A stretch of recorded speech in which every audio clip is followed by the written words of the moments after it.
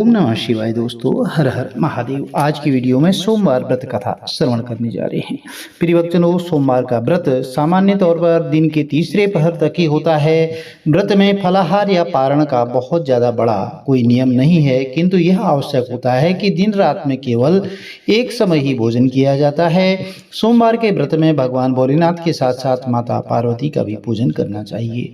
सोमवार के व्रत तीन तरह के होते हैं। एक सामान्य सोमवार, सौम्य प्रदोष और 16 सोमवार। विधि विधान तीनों का एक जैसा ही होता है। शिव पूजन के बाद कथा श्रवण करनी चाहिए। प्रदोष व्रत 16 सोमवार कथा तीनों की अलग अलग है।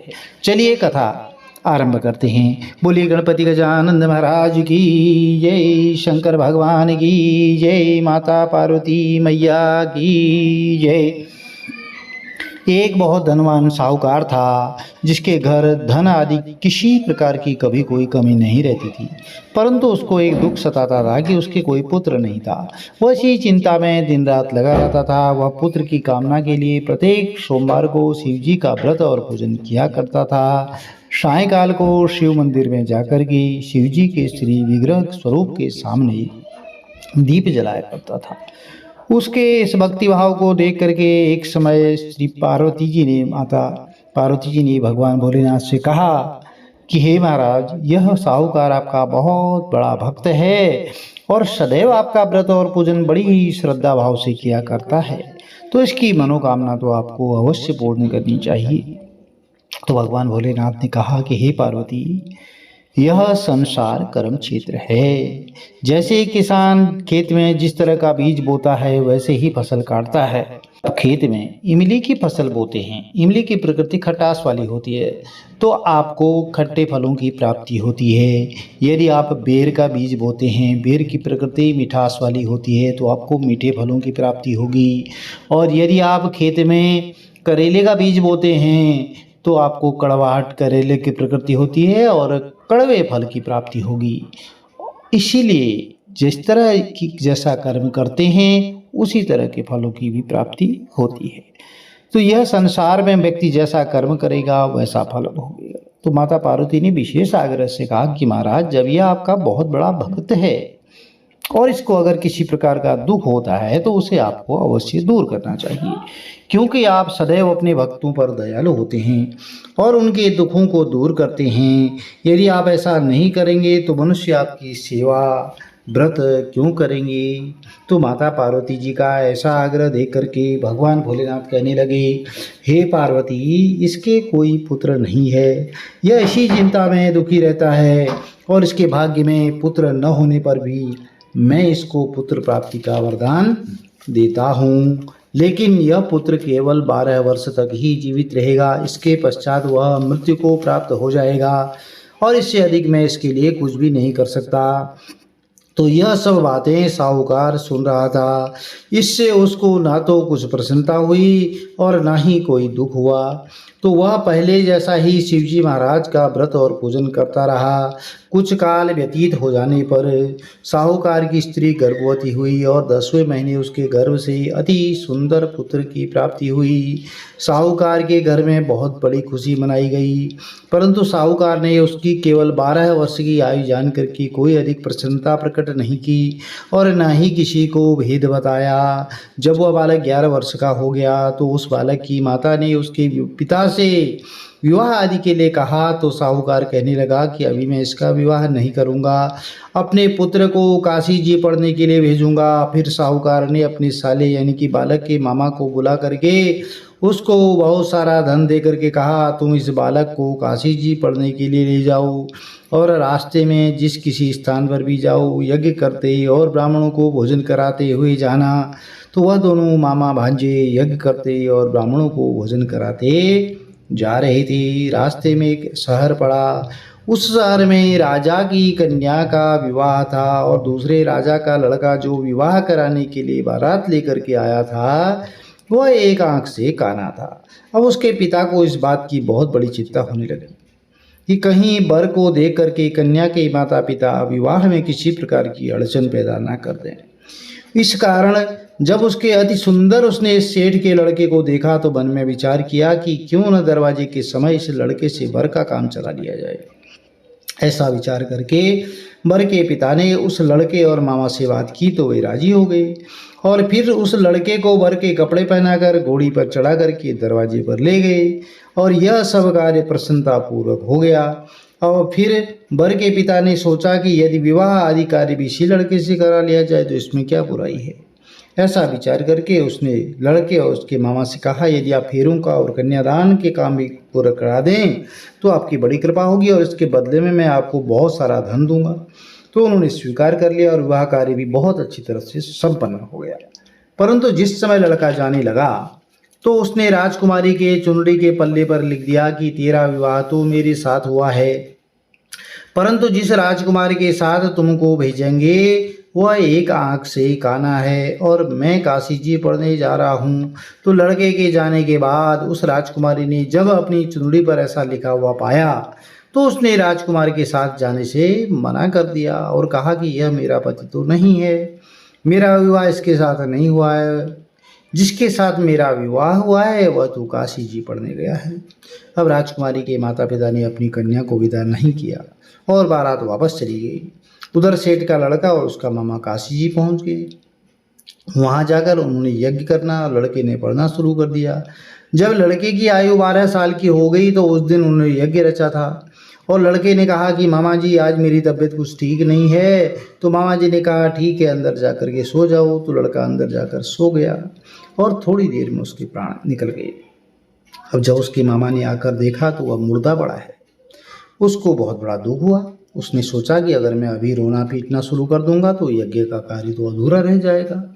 इसलिए उसने जल्दी से पहले यज्ञ का कार्य समाप्त किया, ब्राह्मण जनों को भोजन और दक्षिणा दी। उसके बाद रोना धोना आरंभ कर दिया। संयोगवश उसी समय भगवान भोलेनाथ माता पार्वती उधर से जा रहे थे। जब उन्होंने जोर जोर से रोने की आवाज़ सुनी तो माता पार्वती जी कहने लगी कि महाराज कोई दुखिया रो रहा है, इसके कष्ट को दूर कीजिए। जब शिव पार्वती ने पास जाकर देखा तो वहाँ एक लड़का मुर्दा पड़ा था। पार्वती जी कहने लगी कि महाराज यह तो उसी सेठ का लड़का है जो आपके वरदान से प्राप्त हुआ था। तो भगवान भोलेनाथ कहने लगे कि हे पार्वती इसकी आयु इतनी थी सो यह भोग चुका। तब माता पार्वती ने कहा कि हे महाराज इस बालक को और आयु दो, जीवन दान दो, नहीं तो इसके माता पिता तड़प तड़प कर मर जाएंगे। तो माता पार्वती जी के बार बार आग्रह करने पर शिवजी ने उसको जीवन वरदान दिया और शिवजी महाराज की कृपा से लड़का जीवित हो गया। शिव पार्वती कैलाश पर्वत चले गई। तब वह लड़का और मामा उसी प्रकार यज्ञ करते और ब्राह्मणों को भोजन कराते अपने घर की ओर चल पड़े। रास्ते में उसी शहर में आए जहाँ उसका विवाह हुआ था। वहाँ पर आकर के उन्होंने यज्ञ आरंभ कर दिया। तो उस लड़के के ससुर ने उसको पहचान लिया और अपने महल में ले जा करके उसकी बहुत बड़ी खातिरदारी की। साथ ही बहुत दास दासियों सहित आदर पूर्वक लड़की और जमाई को विदा किया। जब वह अपने शहर के निकट आए तो मामा ने कहा कि मैं पहले तुम्हारे घर जा करके खबर करके आता हूँ। जब उस लड़के का मामा घर पहुँचा तो लड़के के माता पिता घर की छत पर बैठे थे और उन्होंने यह प्रण कर रखा था कि यदि हमारा पुत्र सकुशल लौट आया तो हम राजी खुशी नीचे आ जाएंगे, नहीं तो हम छत से गिर करके अपने प्राण त्याग देंगे। अब इतने में लड़के के मामा ने आकर के एक समाचार दिया कि आपका पुत्र आ गया है। तो उनको विश्वास ही नहीं हुआ और जब उसके मामा ने शपथ पूर्वक कहा कि आपका पुत्र अपनी स्त्री के साथ बहुत सारा धन धान्य लेकर के आ रहा है, तो सेठ ने आनंद के साथ उसका स्वागत किया और बड़ी प्रसन्नता के साथ रहने लगे। इसी प्रकार से जो भी भक्त सोमवार का व्रत धारण करता है अथवा इस कथा को पढ़ता है, श्रवण करता है, हुंकारा भरता है, उसकी मनोकामनाएं भगवान भोलेनाथ अवश्य ही पूर्ण करते हैं। तो प्रिय भक्तजनों कथा छोटी सी थी। यदि अच्छी लगी तो चैनल को लाइक शेयर सब्सक्राइब जरूर करें। साथ में बेल आइकन अवश्य प्रेस कर दें जिससे कि आने वाली वीडियोज की नोटिफिकेशन आपको ठीक समय पर मिल सके। आज सोमवार का दिन है तो भगवान भोलेनाथ की आराधना करने के बाद आरती जरूर करनी चाहिए। चलिए आरती आरंभ करते हैं। ओम जय शिव ओंकारा भोले हर शिव ओंकारा ब्रह्मा विष्णु सदा शिव ब्रह्मा विष्णु सदा शिव हरिदांगी धारा। ओम हर हर हर महादेव कानन चतुरानन पंचानन राजे बोले पंचानन राजे हंसासन गरुड़ासन हंसासन गरुड़ासन वृषवाहन साजे ओम हर हर हर महादेव। दो भुज चार चतुर भुज दस भुज अति सोहे भोले दस भुज अति सोहे तीनों रूप निरखता त्रिगुणा रूप निरखते त्रिभुवन जन मोहे ओम हर हर हर महादेव। अक्षमाला वनमाला रुंडमाला धारी बोले रुंडमाला धारी त्रिपुरारी कंसारी त्रिपुरारी कंसारी करमाला धारी ओम हर हर हर महादेव। श्वेतांबर पीतांबर बागांबर अंगे बोले बागांबर अंगे शनकादिक गरुड़ादिक शनकादिक ब्रह्मादिक भूतादिक संगे ओम हर हर हर महादेव। कर के मध्य कमंडल चक्र त्रिशूल धरता ओ बोले चक्र त्रिशूल धरता सुख करता दुख हरता सुख करता दुख हरता जगपालन करता ओम हर हर हर महादेव।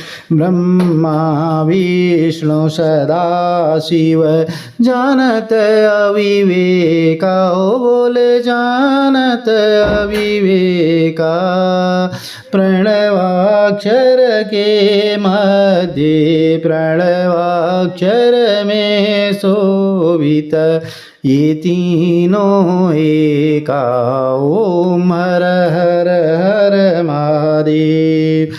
काशी में विश्वनाथ विराजत नंदी ब्रह्मचारी ओ बोले नंदी ब्रह्मचारी नित उठ भोग लगावत नित उठ दर्शन पावत महिमायति भारी ओम हर हर हर महादेव।